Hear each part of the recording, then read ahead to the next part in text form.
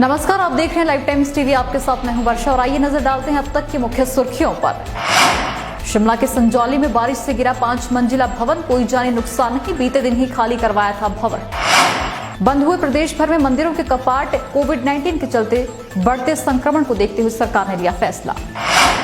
मंडी जिला में प्रतिदिन किए जाएंगे 1200 से अधिक कोरोना टेस्ट, कोरोना मरीजों के लिए तैयार है 500 ऑक्सीजन बेड।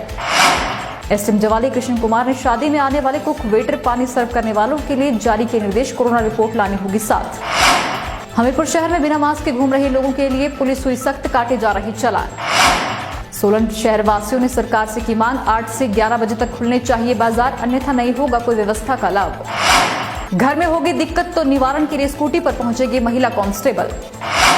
बागवानों की उम्मीदों पर ओले, हिमाचल के ऊंचाई वाले क्षेत्रों में बर्फबारी और निचले इलाकों में बारिश। और अब समाचार विस्तार से। शिमला के संजौली में बारिश से गिरा 5 मंजिला भवन, कोई जानी नुकसान नहीं, बीते दिन ही खाली करवाया था भवन। शिमला में पिछले 2 दिनों से हो रही भारी बारिश के चलते नॉर्थ उप संजौली में एक 5 मंजिला मकान ताश के पत्तों की तरह गिर गया। भवन के नीचे चल रही खुदाई से भवन की नींव हिल गई और मकान गिर गया।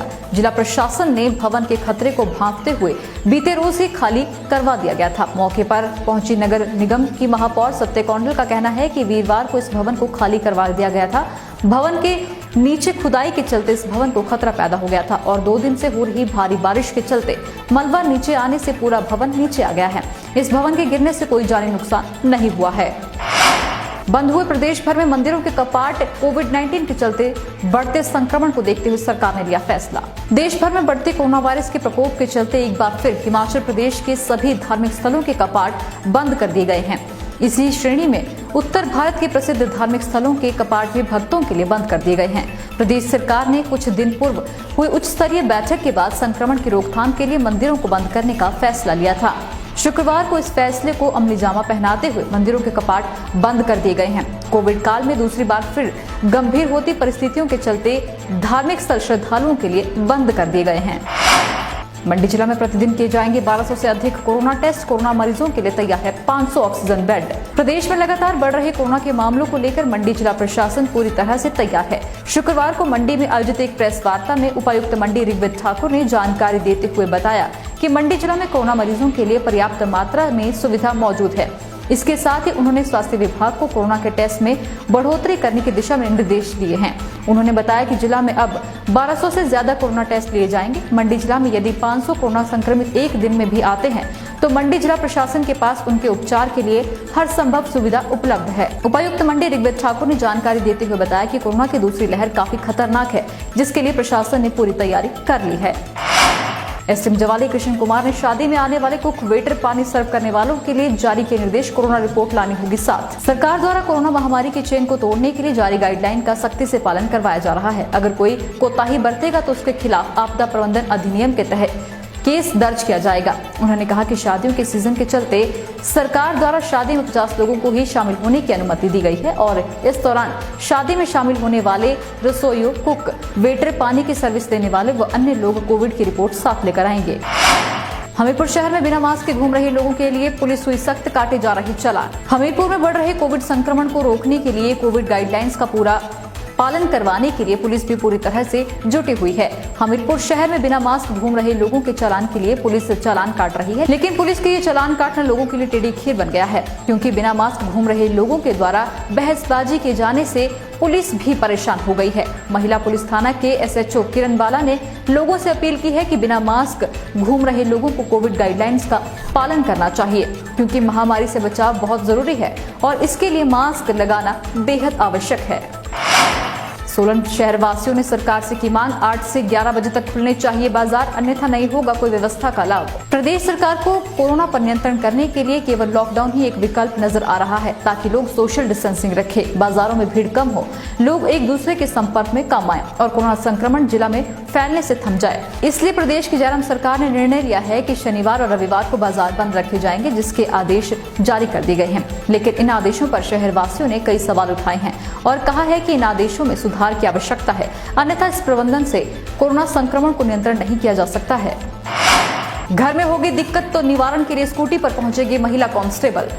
महिलाओं के प्रति अपराध रोकने के लिए पुलिस प्रशासन ने एक अनूठी पहल शुरू की है। पुलिस द्वारा वीरांगना ऑन व्हील नामक योजना आरंभ की गई है ताकि महिलाओं के साथ हो रहे अपराध पर रोक लगाई जा सके। इस योजना के तहत जिला चंबा के हर थाना में महिला कांस्टेबल के लिए एक स्कूटी मुहैया करवाई गई है। सभी 9 स्कूटियां चंबा पहुंच चुकी हैं और उनकी पंजीकरण प्रक्रिया आरंभ कर दी गई है।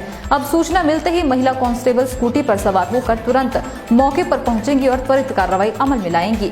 अतिरिक्त पुलिस अधीक्षक चंबा रमन शर्मा ने बताया कि महिला अपराध का मामला आने पर तुरंत मौके पर पहुंचना और महिलाओं को इंसाफ दिलाना पुलिस का पहला मकसद रहता है। बागबानों की उम्मीदों पर ओले, हिमाचल के ऊंचाई वाले क्षेत्रों में बर्फबारी और निचले इलाकों में बारिश। मौसम के बदले मिजाज ने किसानों बागबानों की कमर तोड़ दी है। हिमाचल के ऊंचाई वाले इलाकों में बर्फबारी हुई है। लाहौल स्पीति, किन्नौर के अलावा कुल्लू, शिमला के प्रसिद्ध पर्यटन स्थल नारकंडा में भी हिमपात हुआ है। अमूमन अप्रैल माह में बहुत कम बर्फबारी देखी जाती है। जहां इस माह में गर्मी होनी चाहिए थी, वहीं फिर से सर्दी लौट आई है और इस सर्दी ने लोगों को गर्म कपड़े पहनने पर मजबूर कर दिया है। प्रदेश में रोहतांग, केलंग, किन्नौर सहित ऊंचे क्षेत्रों में ताजा बर्फबारी और कई स्थानों पर ओलावृष्टि हुई है, जिसके बाद 181 सड़कें बंद और 513 ट्रांसफार्मर खराब हो गए हैं। इस कारण बिजली आपूर्ति भी बाधित हुई है। बुधवार से ही बर्फबारी, बारिश व ओलावृष्टि का क्रम जारी है। मौसम विभाग द्वारा जारी किए गए ताजा पूर्वानुमान के अनुसार शुक्रवार को बिलासपुर, शिमला व सिरमौर में आंधी, ओलावृष्टि व आसमानी बिजली गिरने का येलो अलर्ट जारी किया गया है। तो ये थी अब तक की बड़ी खबरें। देखते रहिए लाइव टाइम्स टीवी। धन्यवाद।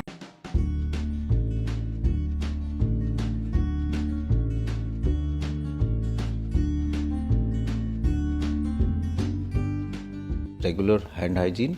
One must wash his hands regularly, either with soap and water or by using the hand sanitizer which are available. Secondly, one must cover his cough. When you're coughing, cough into a tissue and dispose of the tissue. If you're coughing into a hanky, keep it properly isolated and make sure it's washed properly. If you have cough onto your elbow so that you don't spread the infection.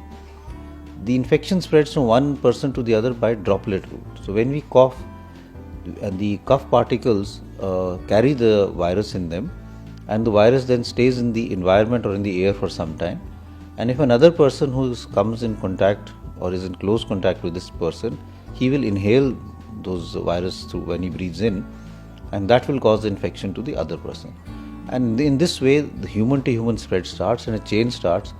And from one index case, many people start getting the infection. Therefore, if we cover our cough and we wash our hands properly, we can prevent the transmission and therefore prevent the infection from spreading in the community, especially to our near and dear ones who are in close contact with us. Corona की लड़ाई में साथ खड़े हैं हम। Live times TV द्वारा जनहित में जारी।